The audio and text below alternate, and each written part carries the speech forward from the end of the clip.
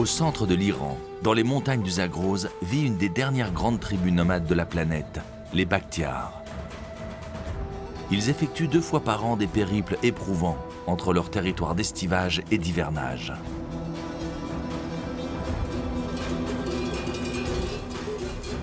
Depuis 30 ans, leur nombre est en constante diminution, malgré des traditions fortes et spectaculaires. Difficile de rivaliser avec les mirages de la ville. Pourtant, ce peuple fier et indépendant s'appuie sur un socle millénaire constitué par de grandes familles et des clans. Convaincus que leur culture et leurs traditions sont les garants de leur survie.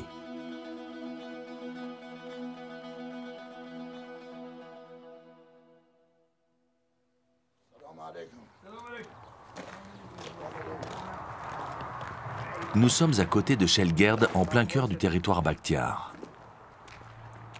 Farzad al-Irani vient rejoindre son père qui est réuni devant sa maison d'estivage avec plusieurs membres de sa famille. Les hommes portent le tchoura, le manteau traditionnel en laine de mouton. Farzad, 25 ans, salue ses cousins, ses oncles réunis autour de son père et 2 de ses femmes.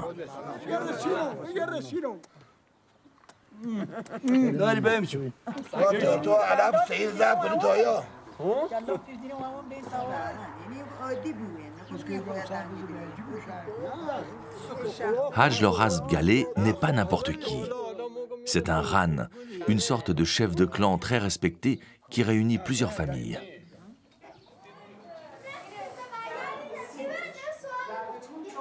Il y a 15 ans, le Ran possédait plus d'1 millier de bêtes, des moutons et des chèvres surtout, qui permettaient de faire vivre de nombreuses familles. Réunis ici à l'époque autour de ses fils, il se plaignait déjà de la sédentarisation progressive de son peuple.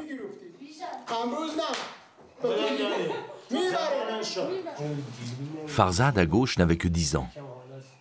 Il va grandir dans une des villes de la vallée, à char et corde, tout en passant ses étés en estivage. Les Bakhtiars séjournent pendant l'hiver avec leurs troupeaux dans le sud-ouest du pays, au Rouzistan où il fait chaud. Au printemps, ils migrent tous vers les montagnes en altitude autour de la rivière Kourang et du village de Shelgerd. Le Rouzistan, notamment dans sa partie montagneuse, est bien irrigué par la rivière Karoun. À Lali, en cette mi-avril, la température dépasse allègrement les 30 degrés. Dans cette petite bourgade, de nombreux nomades qui ont passé l'hiver au chaud s'apprêtent à partir pour Shelgerd et ses environs. Farzad, qui travaille désormais avec son père, fait le point sur les familles qui vont partir. Routes et chemins carrossables se sont multipliés ces dernières années. De nombreuses familles effectuent désormais le kouch, cette migration saisonnière en camion ou en voiture.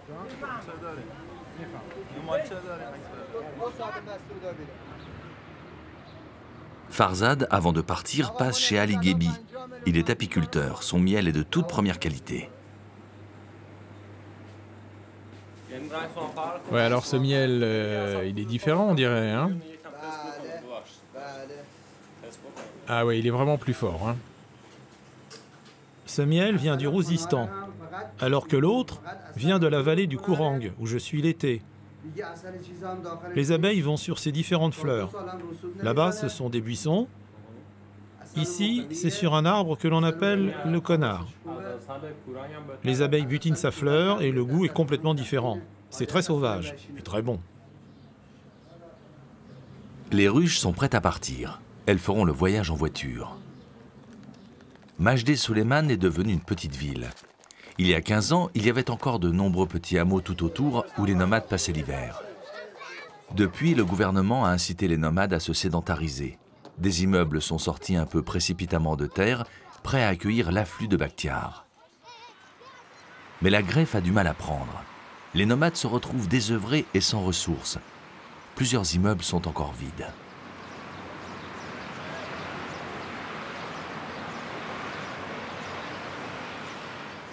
Sur les routes, le kouch vient de commencer avec la méthode traditionnelle. La famille et les tentes sur des mulets, le bétail et les bergers marchant à allure soutenue pendant 2 à 3 semaines. alors que d'autres entassent tout dans un camion pour faire le trajet en 8 heures environ.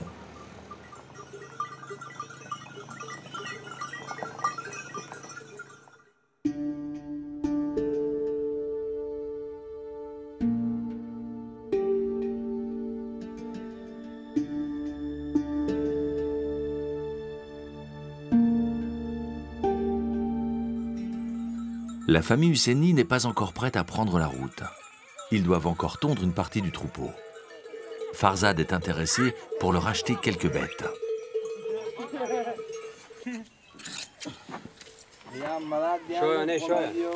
Ils se servent d'un instrument qui remonte à la nuit des temps, le kara. Ce sont deux lames mobiles qui frottent l'une contre l'autre en prenant appui sur un bâtonnet en bois. C'est le bon moment pour leur tondre la laine. La qualité est optimale. On va d'abord faire peser tout ça. Certaines bêtes sont encore minces, d'autres sont plus grosses. Les plus minces, on les a laissées brouter encore dans la montagne avant de partir pour la transhumance, pour qu'elles prennent des forces.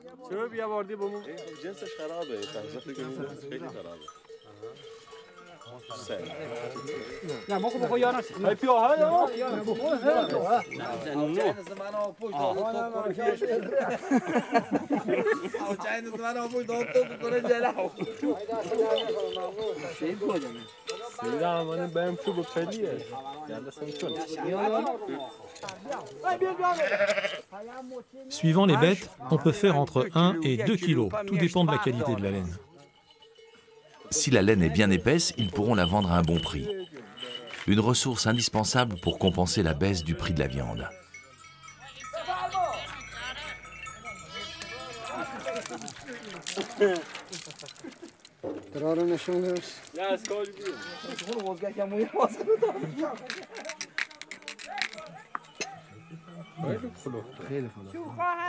Ça prouve que c'est de la bonne laine, regardez. Cette qualité est parfaite pour les manteaux.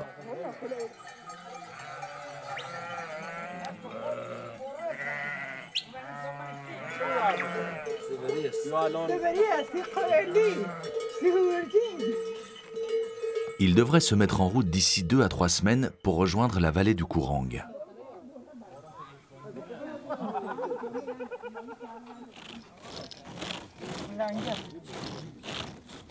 À côté, 2 femmes fabriquent un djoul, un tapis de sel pour les ânes et les chevaux.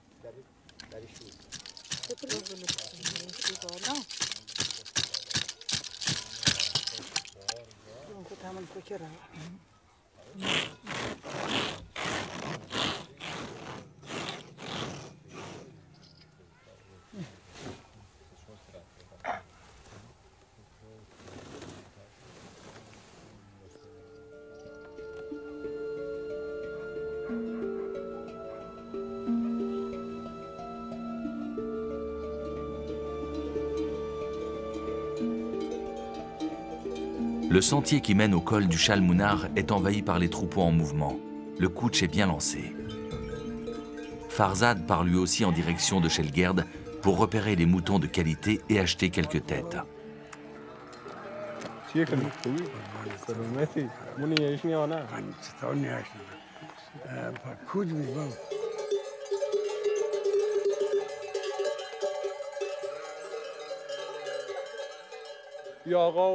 Alors lui, c'est vraiment un cousin de ma famille, hein. Et puis, curieusement, il s'appelle aussi Ali Rani. Ali Rani, tout comme moi. Notre famille et la sienne, eh bien, nous sommes voisins au Rouzistan. À la tombée de la nuit, Farzad accepte l'hospitalité de la famille Sarderi.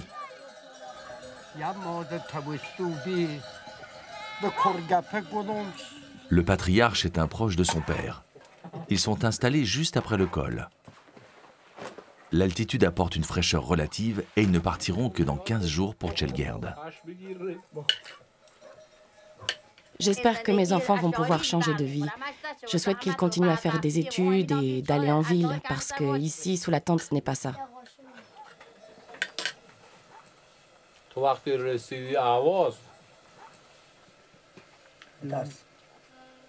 Il y a quelques années, le téléphone portable a fait une irruption brutale dans la vie des nomades. Il a été très vite adopté.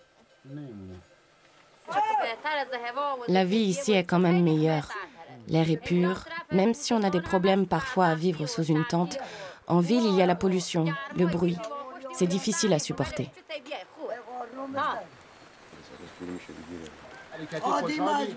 Je ne peux pas vivre en ville. Ma vie, c'est comme ça, au grand air. En ville, ils n'ont rien de tout ce qui nous entoure.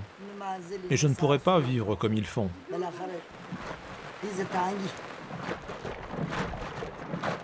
Avec la fraîcheur du petit matin, la femme d'Ismaïl a dû réchauffer la panse dans laquelle elle prépare le lait fermenté puis le beurre.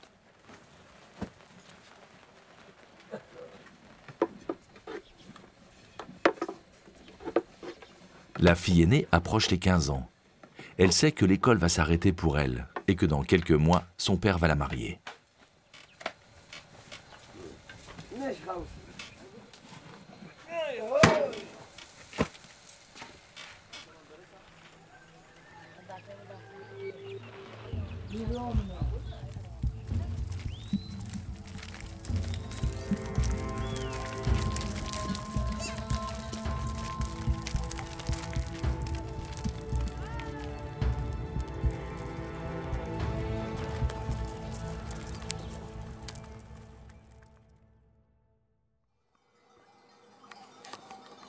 En atteignant la vallée de Shimba, on constate que les enfants de nomades vont encore à l'école pour une quinzaine de jours. Certains marchent plus d'1 heure pour atteindre les 2 seules salles de classe des environs. Aujourd'hui, en raison de la pluie, il y a à peine la moitié des élèves. D'ordinaire, ce container est bondé.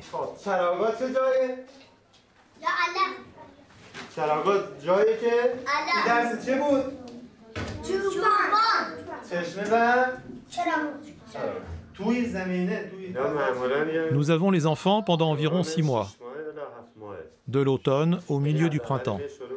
Ce sont tous des enfants de nomades.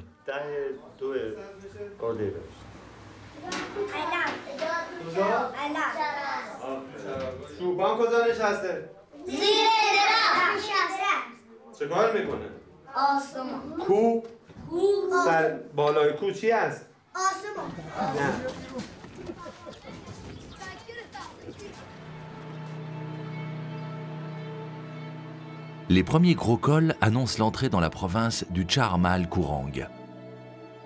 Les différents groupes qui font route vers Chelgerd suivent avec inquiétude la météo. Certains vont emprunter des cols en haute altitude et ils n'ont aucune envie de se faire bloquer par la neige. C'est le cas de la famille de Zara Norouzi. Les bergers ralentissent le rythme pour que les moutons profitent de l'herbe qui pousse ici à profusion.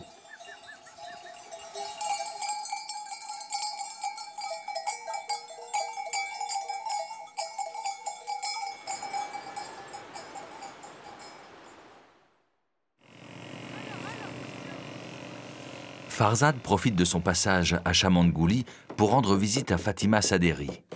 Elle produit des tchouras, des manteaux de très grande qualité.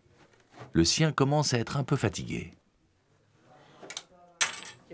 Suivant la richesse et la difficulté du graphisme, on met environ 25 jours pour le fabriquer. Ça peut aller à 14 jours lorsque les dessins sont plus simples.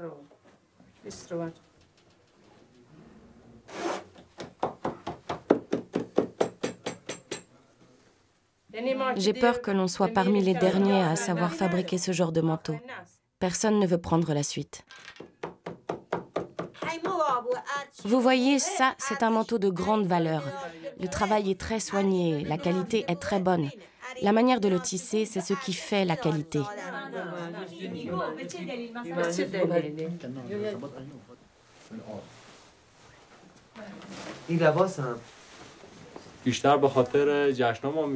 J'aime bien m'habiller tous les jours, on va dire en style occidental, en jean et en t-shirt.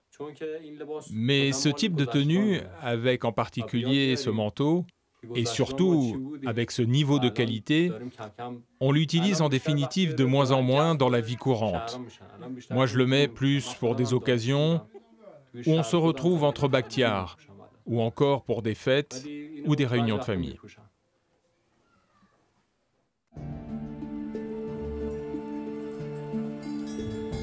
Au-dessus du col de Chali, Farzad aperçoit Yousefi Tamos. Il est sur la route depuis 10 jours. Il a 150 chèvres et 80 moutons. Il marque une pause pour que le bétail profite. Ouais, alors, d'où tu viens? Anderkar, à côté de Majid Suleiman. Et tu es arrivé quand? Ça fait 10 jours que je suis arrivé. Et là, les bêtes, elles profitent alors? Je suis venu du sud avec mon bétail pour trouver de la bonne herbe. Il n'y avait pas assez à manger, c'était trop sec. On est là, dans cette montagne, surtout pour le bétail. Là, elles peuvent aller n'importe où et trouver à manger. Et pourtant, il y a d'autres endroits, non? Non. Là, il y a de plus en plus de champs cultivés. Et on doit payer sur certains champs pour faire brouter. Il y a beaucoup de soucis dans ce métier.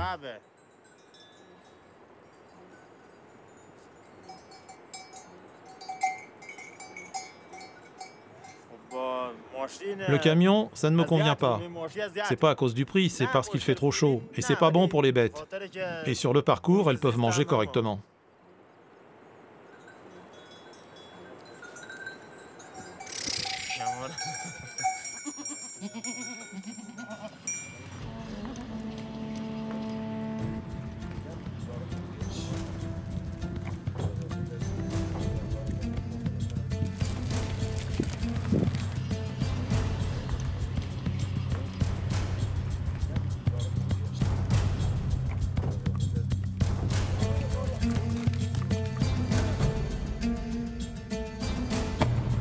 Pour ceux qui ont choisi les chemins pour accéder au col, la pente est bien raide.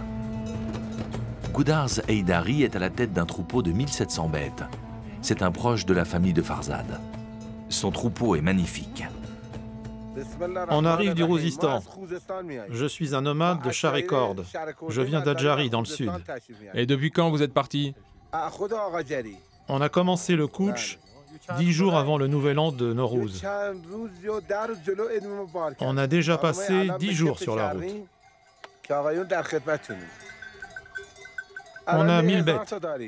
Ah oui, 1000 bêtes. Et pourquoi tu ne les emmènes pas en camion? Je ne peux pas transporter 1000 bêtes par camion. On le fait de manière traditionnelle. Ah oui. Et là, tu vas dans quelle direction? On veut aller vers Sebestoun. On va aller à Sebestoun. On est parti vers 5 h du matin et on ne sait pas à quelle heure on va arriver.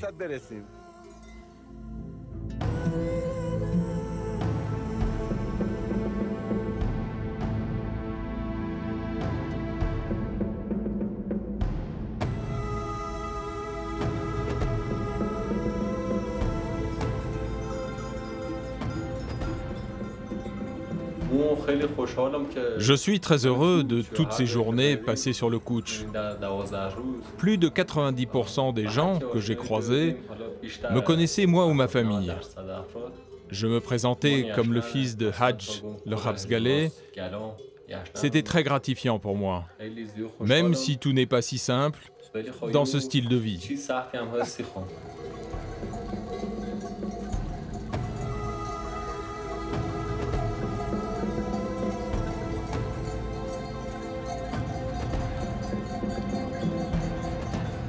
Une grande partie des 700 chèvres a évité la route, empruntant une combe où il y a encore de la neige.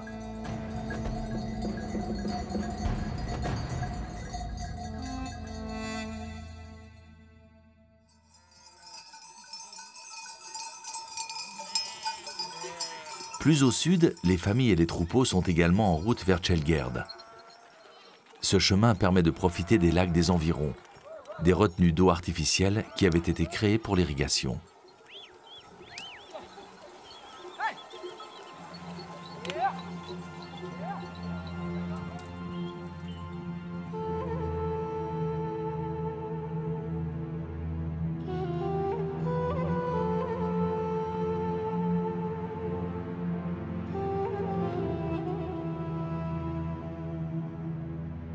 Saïd Ramedzani vient d'arriver avec 5 autres familles.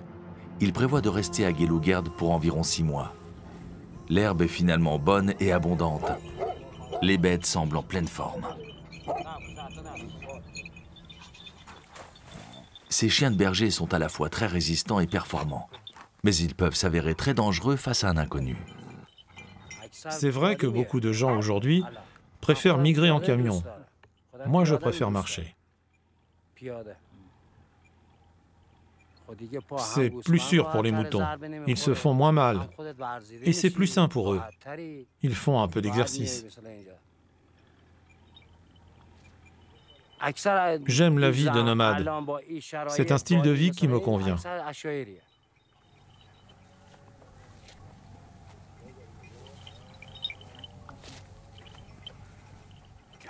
Depuis 10-15 ans, je vois un changement dans le temps qu'il fait. Il pleut moins, mais d'un autre côté, il fait plus froid.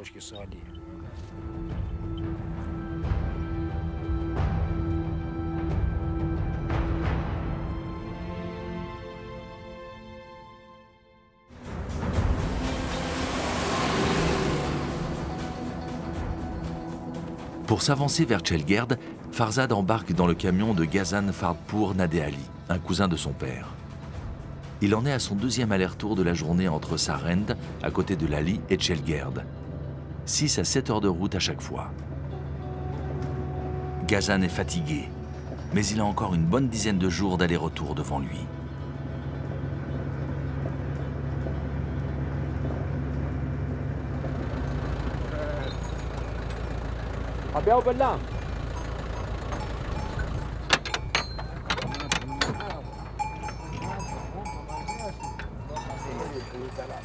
Les hommes sont arrivés en camionnette en même temps que la première partie du bétail.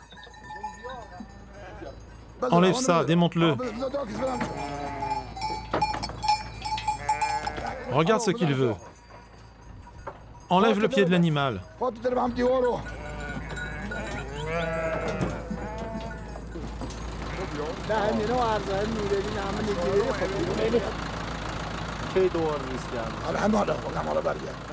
Pour Ghazan Fardpour, il n'y a pas de temps à perdre. Il doit repartir vers le Rouzistan pour une nouvelle rotation.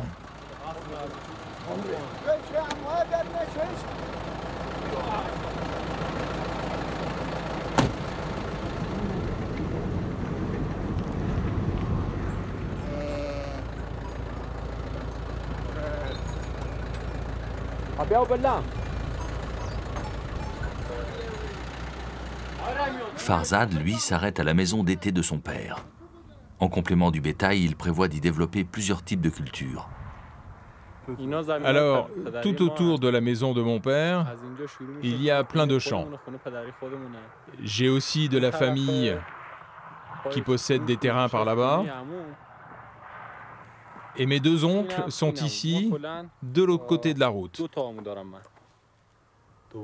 J'ai commencé à faire pousser ici des herbes et des plantes dont on se sert dans la cuisine. Et j'espère pouvoir les vendre à la coopérative de Fariborz. Ces herbes sont fragiles. On les appelle kama. Je protège toute cette parcelle. Nous les mélangeons avec du riz, c'est vraiment très bon.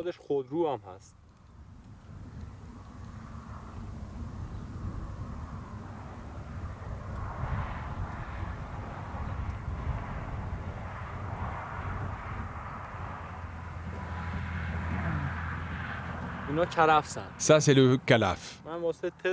Ça pousse en montagne, c'est très traditionnel ici. Je fais des tests. Moi, je pense que ça va marcher. Sur cette parcelle, il fait pousser depuis 3 ans du safran. Il doit être patient. Les résultats sont prometteurs, mais lents.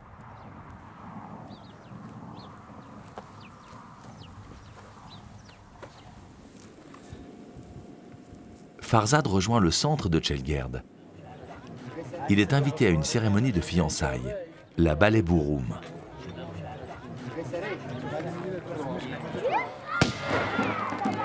Le mariage devrait avoir lieu pendant la saison des mariages, c'est-à-dire à la mi-septembre avant de repartir pour l'hivernage.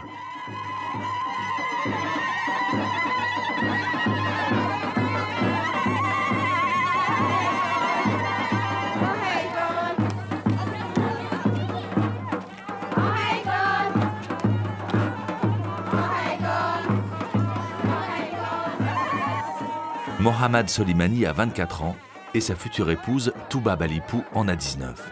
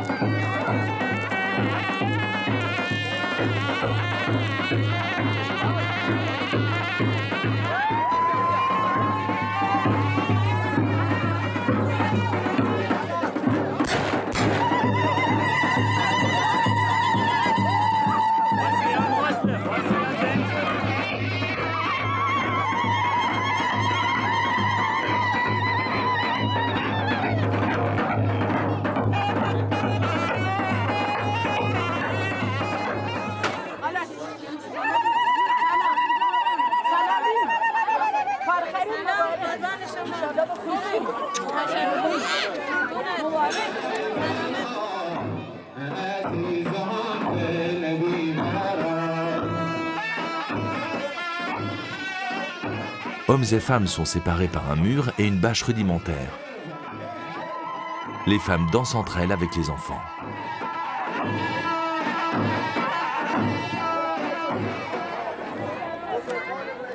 De leur côté, les chefs de famille doivent se mettre d'accord sur la valeur de la mariée en cas de divorce, c'est-à-dire la somme que devra verser la famille du mari en cas de problème.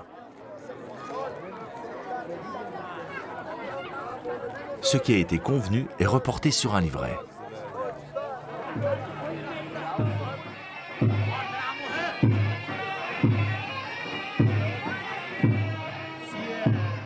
Mohammad, le futur époux, salue tous les chefs de famille présents.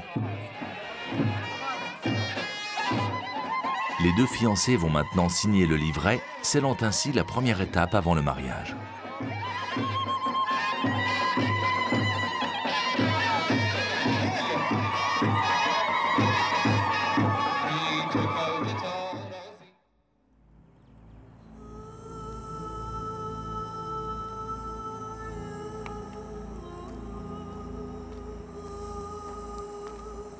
Farzad s'est levé à l'aube pour retrouver la famille Norouzi, croisée sur les berges de la rivière.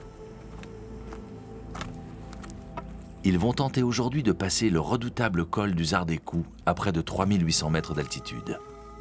Son aide sera la bienvenue.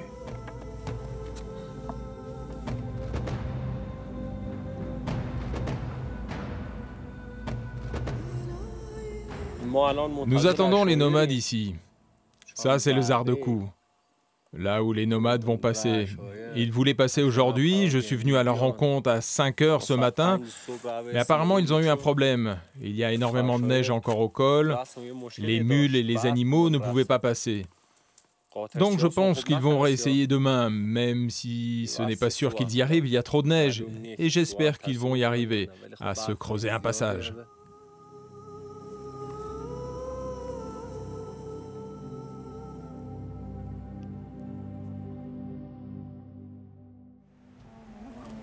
Le lendemain matin, Farzad décide de monter plus en avant encore dans la montagne pour aller à leur rencontre.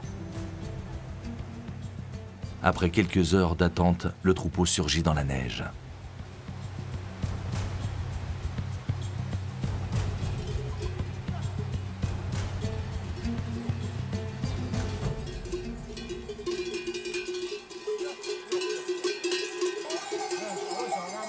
Ils ont effectivement été bloqués par la neige. Dans cette partie de la montagne, les ours sont nombreux et dangereux. Les fusils sont indispensables.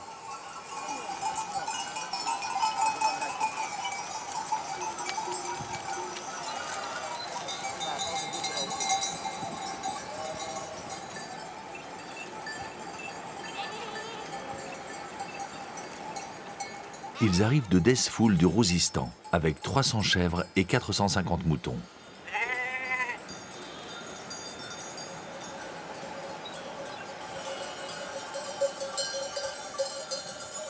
Plus robustes, les chèvres sont à la suite. Ce sont les femmes et les hommes avec les mules et les chevaux qui ferment la marche.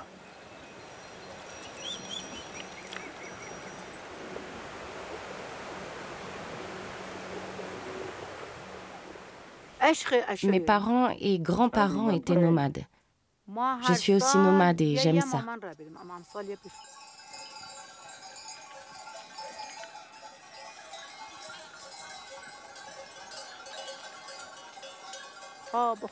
Oui, je suis vraiment très fatiguée. Ce passage de col, il est vraiment très difficile.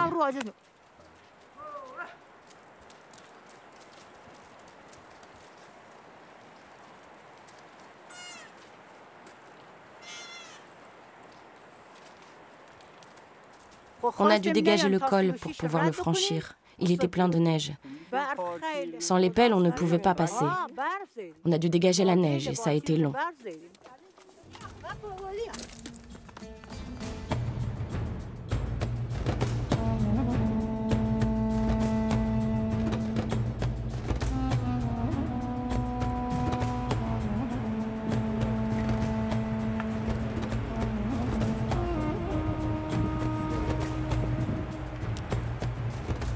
À 3000 mètres d'altitude, la neige est encore présente. Il reste encore le passage délicat de la rivière.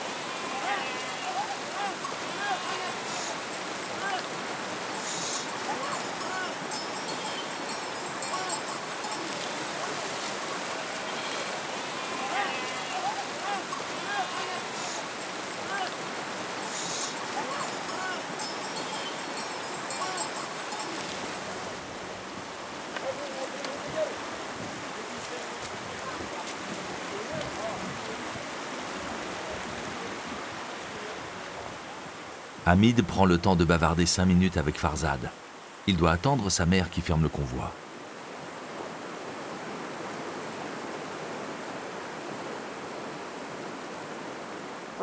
On met 1 mois pour faire le trajet. On va aller s'installer dans la vallée du Kourang.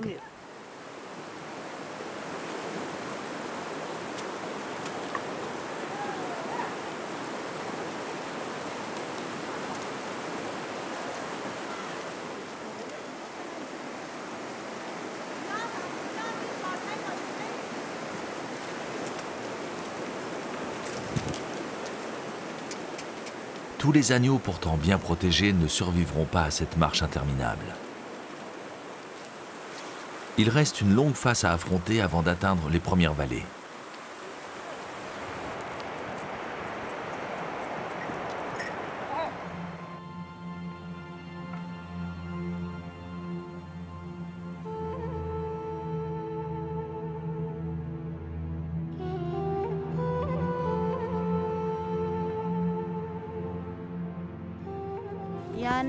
On a eu des problèmes. Il y a des voleurs qui nous ont pris des chèvres, juste là-bas en bas de la vallée. Je pense que c'était aussi des nomades.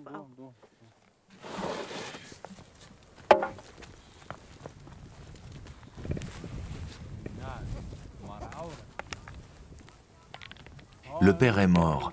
Zara, la mère, dirige les opérations. Ils vont passer la nuit ici à la Belle Étoile.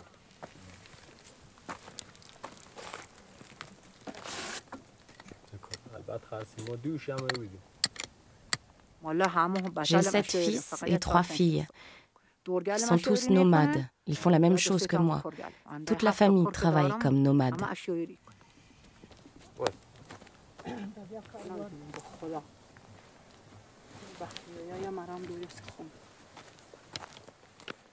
Est-ce que je suis fatigué? Non, pas du tout. J'aime bien ma façon de vivre. Mais là, aujourd'hui, ça va, tout roule, malgré les difficultés là-haut dans la neige. Je fais ce que mon père et mon grand-père faisaient. Ils étaient nomades. Peut-être qu'un jour, nous allons nous installer quelque part et ne plus bouger.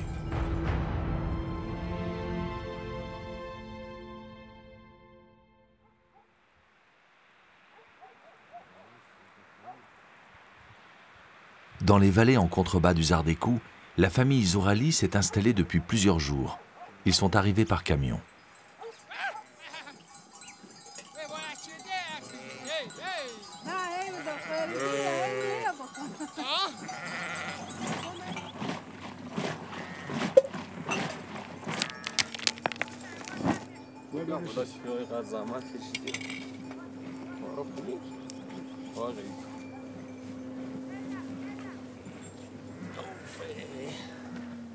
Gebipour a 45 ans, il n'a que 50 moutons.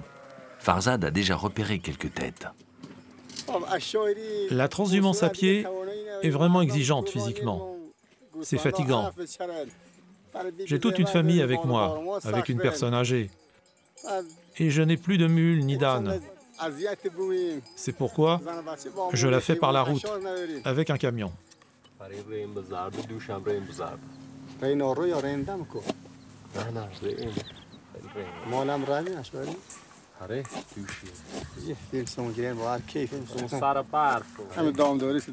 J'aime tout dans la vie de nomade, en particulier la nature. J'aime être avec les moutons. J'aime le travail de la terre. Sans oublier le bonheur que nous avons ici.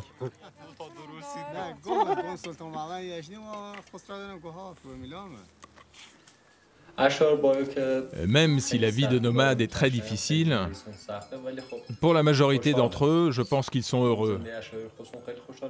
Le niveau de vie est quand même très faible lorsque l'on vit ainsi. Ils n'ont quasiment rien, alors qu'en ville, le niveau de vie est nettement supérieur.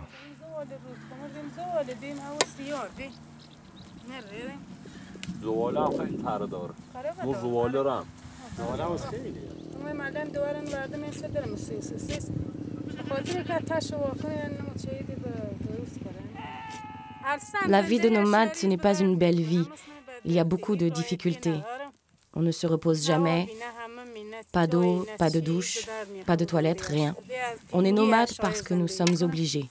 Mais vous avez une maison à Terraz, dans le Khouzestan? Oui, nous avons une maison là-bas, mais on doit suivre nos moutons. Nos enfants restent là-bas. Ce n'est pas une bonne vie, nomade. Et donc, il n'y a rien de bien? Oui, c'est bien. Mais c'est surtout bien pour les hommes, pas pour les femmes. Les hommes, ils s'en fichent.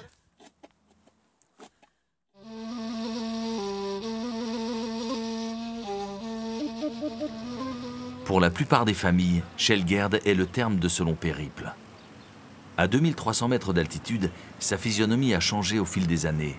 Beaucoup de nomades se sont sédentarisés. Mais les problèmes de fond demeurent, notamment pour accompagner les nomades, souvent sans ressources dans leur nouvelle vie.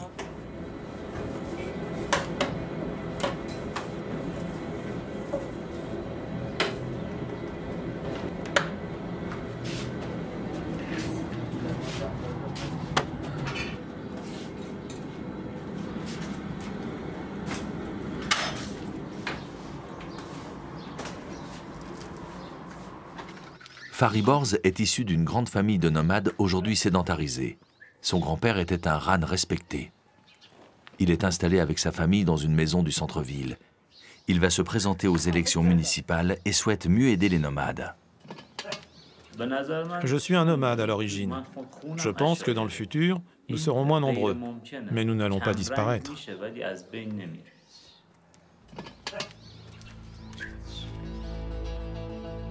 Fariborz retrouve volontiers Farzad et des amis sous une tente pour fêter les arrivées des nomades.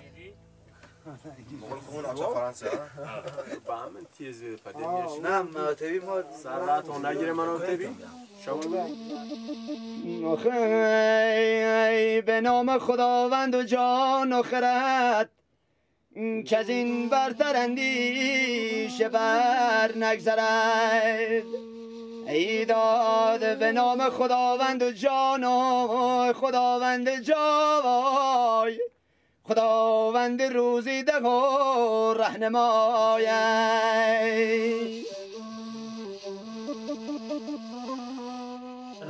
Les nomades aujourd'hui ont besoin d'aide et d'assistance, notamment pour tout ce qui touche à la santé. Ils commencent à trouver ce qu'il faut, mais si je suis élu comme maire, je souhaite les aider. Il faut aussi maintenir cette vie et cette culture nomade. La culture et le folklore bakhtiar sont importants pour le développement du tourisme dans la région du Chahar Mahal et du Kourang.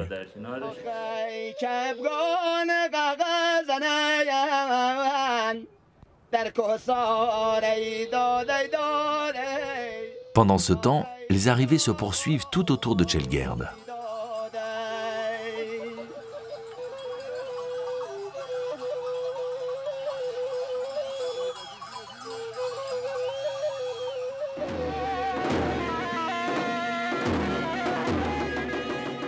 Farzad se rend maintenant à une cérémonie à la mémoire d'un nomade décédé l'an passé. Les familles, les clans arrivent en groupe. Leurs noms sont annoncés au haut-parleur.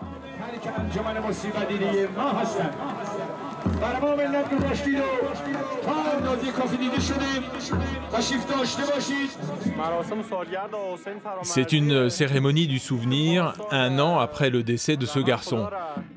Il y a eu un crime passionnel, avec de lourdes peines de prison à la clé, et nous essayons de réunir les familles pour qu'elles tentent de se réconcilier.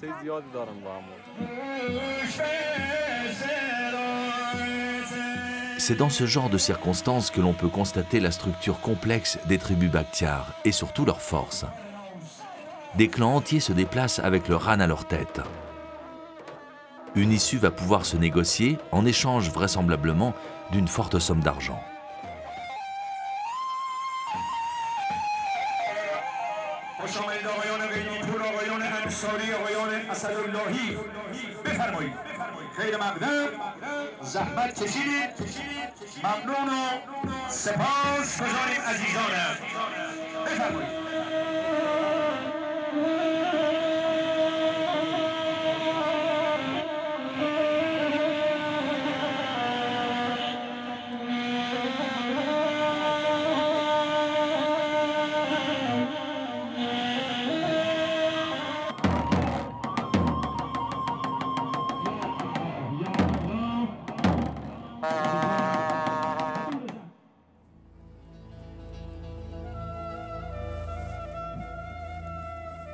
Farzad n'a pas vu la famille Moussaï depuis un moment.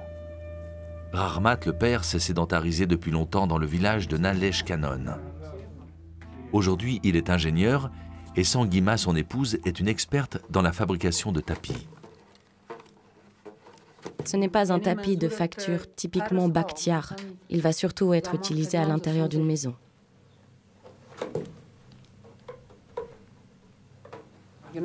Toute la laine des pelotes provient des moutons et toutes les couleurs utilisées sont naturelles.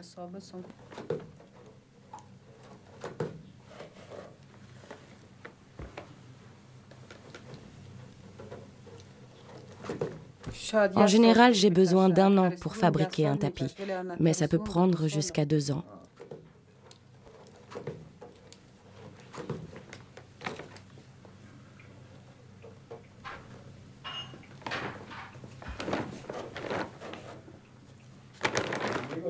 Le tapis, une fois achevé, sera vendu soit en direct, soit par la coopérative de Chelgerd.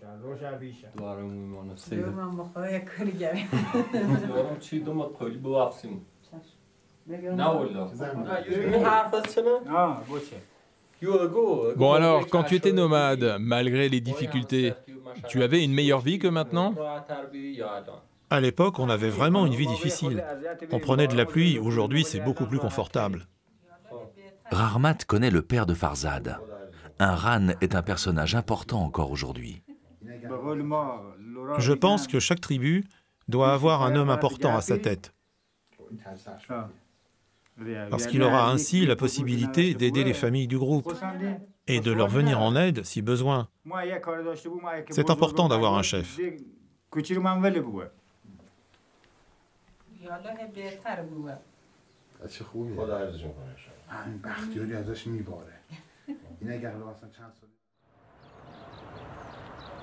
En haut du village de Chelgerd, Fariboz Gebi a transformé un ancien bâtiment en musée et en coopérative. Il y expose toutes les productions des familles des environs, dont les tapis de Sanguima. Il explique aux visiteurs de passage les particularités de chacune des pièces qui sont à vendre. Cette région du Kourang et Chahar Mahal commence à attirer des touristes qui visitent les environs et s'intéressent à la culture bakhtiare. J'ai créé cette coopérative pour montrer ce qu'était la culture bakhtiare et aussi pour avoir des ateliers qui produisent de l'artisanat et les aider à le vendre aux touristes iraniens et aussi à ceux qui viennent de l'étranger.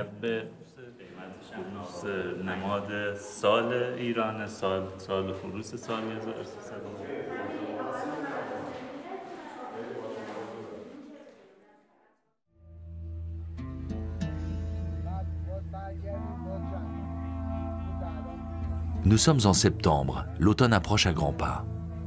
Les récoltes se terminent. Ali Gebi, l'apiculteur de Lali, vient de passer l'été en altitude. Il commence à ranger les ruches pour se préparer à repartir. En 15 ans, il a vécu plusieurs changements importants dans sa vie. Le premier grand changement dans la vie de nomade, ça a été pour la transhumance, que l'on pratique de plus en plus par la route, en camion, alors que pendant des siècles, nous avons marché. Et c'est forcément plus facile. Le deuxième point, c'est l'arrivée du téléphone portable. On peut désormais communiquer avec nos familles, même si elles sont au Rouzistan de l'autre côté, ou si elles sont en déplacement, on peut les localiser, on peut parler avec elles. Le téléphone portable a été un gros progrès dans la vie des nomades.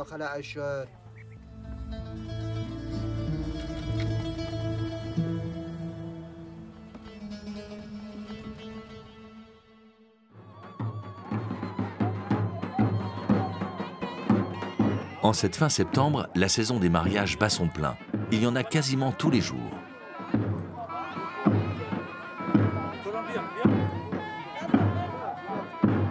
La danse des foulards rassemble les invités autour d'une grande ronde. Farzad vient représenter son clan.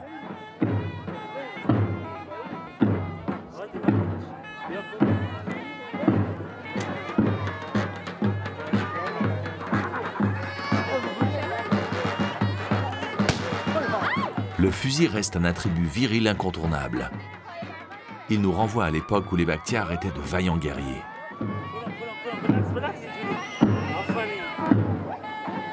De plus en plus, la famille de la mariée protège le visage de la jeune femme, afin qu'elle ne soit pas vue ou photographiée.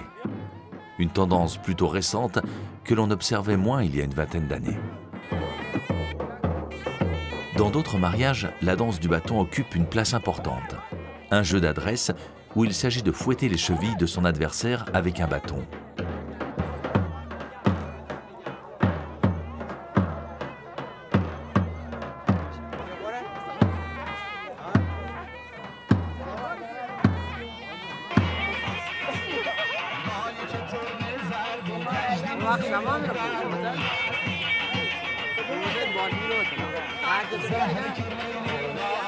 Le mariage le plus curieux va être celui de Fariborz, le futur maire de Tchelgerd.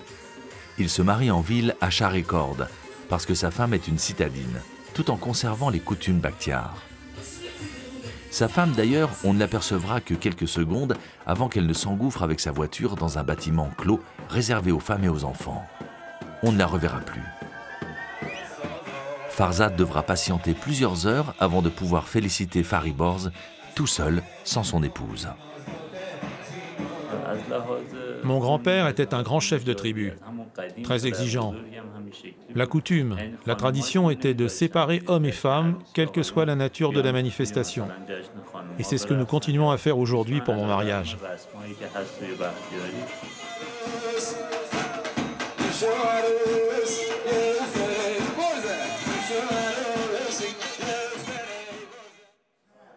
Le père de Farzad, le Ran, habite désormais en ville dans la vallée dans un bel appartement. Ses femmes continuent à cuisiner à même le sol.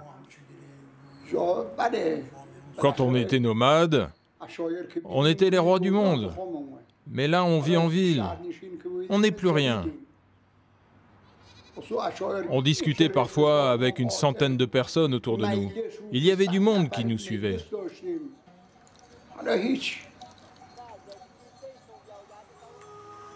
À Chelgerd, les caravanes sont en train de repartir par les cols vers le sud, toujours moins nombreuses.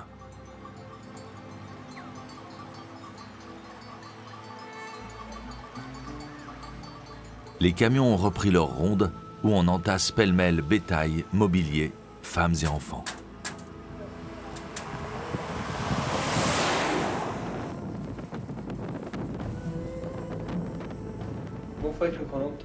D'ici 10 ans, le nombre de nomades va encore sérieusement diminuer.